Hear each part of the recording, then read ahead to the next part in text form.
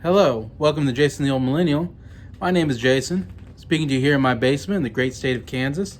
I just recently bought a new iPhone 11 this last weekend, so this is my first YouTube video on my new iPhone, which I really enjoy. It's a good upgrade from what I had before.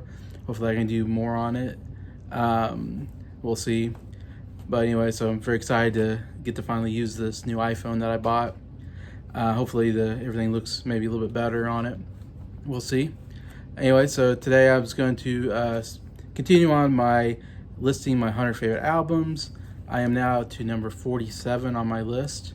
And number 47 favorite album at the time that I made the list is album. It's got a lot of nostalgia for me. It's a album I personally reminds me a lot of my childhood because it's the second album I ever bought in the 90s when I was a teenager. It's called Recovering the Satellites. It's by a band called Counting Crows. Came out in 1996, so I was about 12 or 13 years old at that point. So, like I said, obviously a big fan of this album as a teenager. One I listened to quite a lot anyway, so it was fun getting to go back and listen to this album again and kind of remember it and remember how much I liked it. It's their second studio album, so it's only the second one.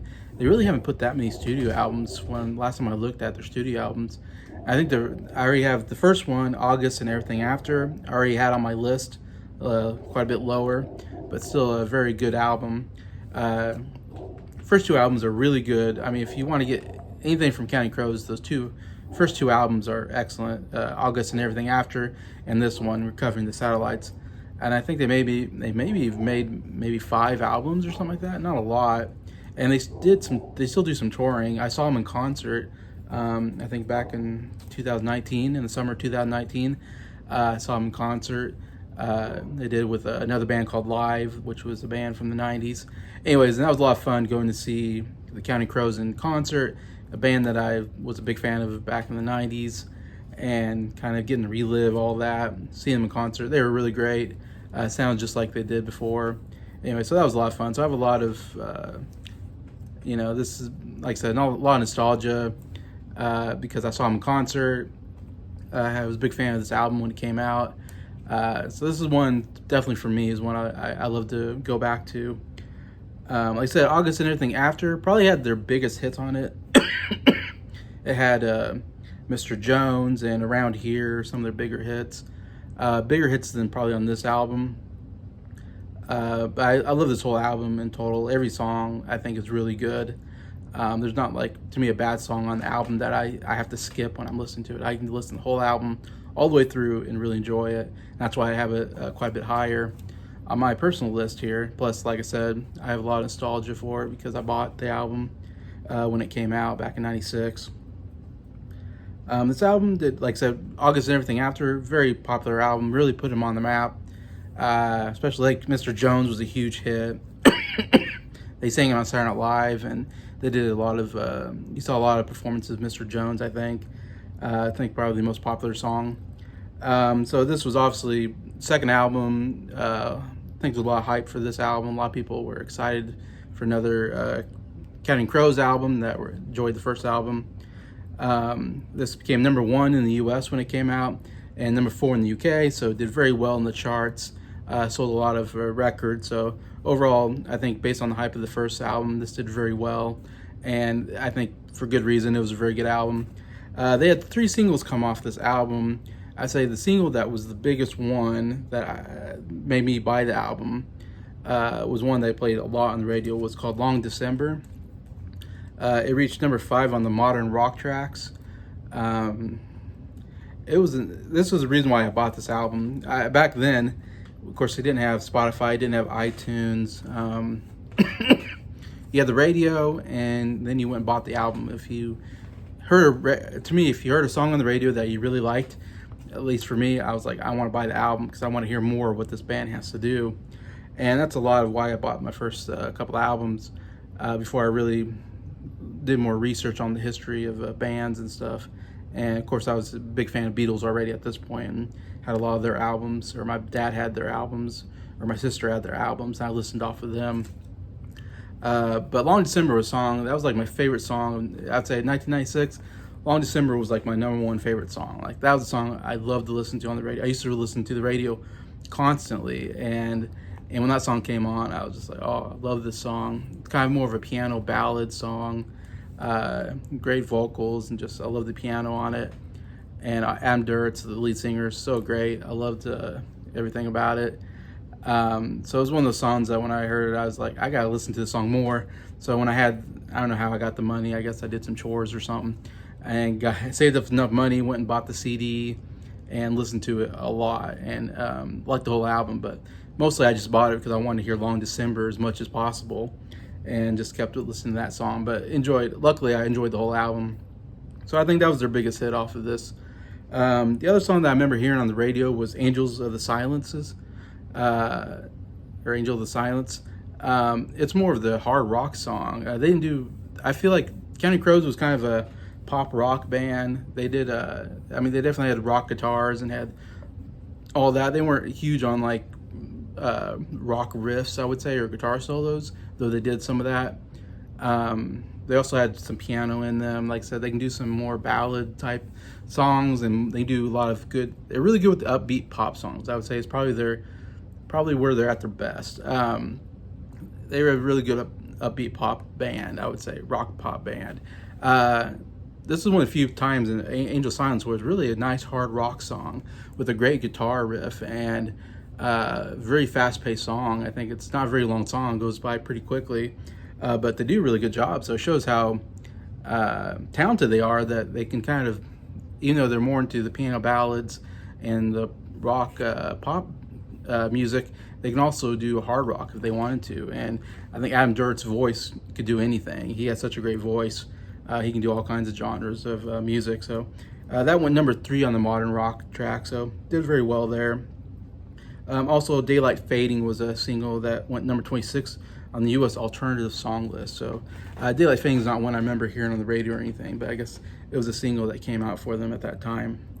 Like I said, the members of the band, like I said, the main one to know is Adam Duritz. Like I said, he was the lead singer and wrote most of the songs, I think, or was the kind of lead songwriter. Also played some piano, like on Long December, he played piano. I mean, one of my favorite moments ever is when I saw him in concert and I got to see Adam Duritz play Long December on the piano and, singing along with the crowd. It was at Starlight Theater in Kansas City, Missouri, which isn't too far, about 30 miles from where I live. It's a good place. It's an outside theater where you're outside. And of course, it was dark at the time they came on. And everybody had glow sticks. And I remember singing Long December, if reason to believe, singing that song. I mean, it's so amazing. It's a song that I love so much from my childhood, and get to see it and see all these glow sticks, at night. It was just a really cool moment, and it's like one of those I cherish a lot, going to see them in concert. I was glad I did that. But yeah, Adam Duritz, definitely the face of the band, the one that you see the most in interviews and really carries on. I don't know if the other members are still in the band, but as long as Adam Duritz is there, it's the Counting Crows, basically. But you got David Bryson on guitar. You also have Dan Vickery on guitar. You got 2 guitarists. You got Charlie Gillingham, piano, mellotron, accordion, harmonica. Does a lot of different instruments there. Matt Malley on bass, and then Ben Mize on drums. So you got 6 members there. So really good musicianship. Got a lot of different sounds there.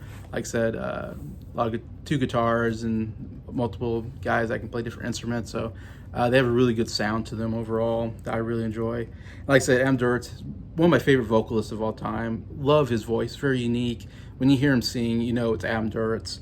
And like I said, really love him on songs that he can really belt it out and really show his vocal range. And at times he can sing softer songs and really shows you, he brings out the emotion. He's like, the singers are people that good singers have great vocal, you can sing high and low and in the middle range, I guess. They have a good vocal range. They're, of course, on pitch and on key, and they have power in their voice. But they also, a really good singer can relay the emotions of the song very well. And I feel like he does this better than most, because a lot of his songs have you kind of feel the emotion in the song, and the way he sings it, he really brings that out really well. And that's what I really love about a lot of his music. And his songwriting I really enjoy too. I don't always understand exactly what he's writing about, but yet there's something kind of poetic about the way he writes that I go, I'm not sure what this is about, but I'm enjoying listening to the lyrics. Like, it seems like something deep, you know? And so I really enjoy overall the singing and the songwriting of the songs in here anyway. So let me go to my top 3 favorite songs on the album. Number 3 is Catapult, which is the very first song on the album, which is not one he ever did. Like I said, when I saw him in concert, he only did 2 songs, which were the 2 kind of big hits off this album. I mean, he only did 2 songs off this album, which was the 2 big ones. He didn't sing any other ones, which is too bad, because of course, to me, I'm thinking I want to hear more songs from this album, because this is the album I think about the most when I think about Counting Crows. And like, one, Catapult never became a hit single, never on the radio. He never sings it in concert, and it's too bad, because it's a really good song. Like I said, really good upbeat pop rock song. Great beginning to the album. To me, it's like one of the songs, like when I first listened to the album and Catapult comes on, I'm just like, wow, this is the first song, and like I'm liking what I'm hearing. I'm excited for the rest of the album. Anyway, so I think a really, really kind of underrated song, I guess you'd say, Catapult. Number 2, I have Angels of Silences. Like I said, that was like probably the second big hit off this album. And like I said, one of the few really hard rock songs that maybe the only one I really remember them doing on, and it's great. It's got such a great guitar. It hits you really hard with the guitar at the beginning, and you're just like, wow, like, just kind of excites you at the very beginning with that guitar riff, and kind of gets you going. And like I said, very fast paced, goes by very quickly, but it's a song I enjoy listening to over and over again. Angel of Silences, again, I didn't look the lyrics enough to know what it's about. It's kind of hard to understand, but still a great sound to it. And number 1 is obviously the song I've been talking about. It's their biggest hit off the album, probably one of their biggest hits ever, Along December.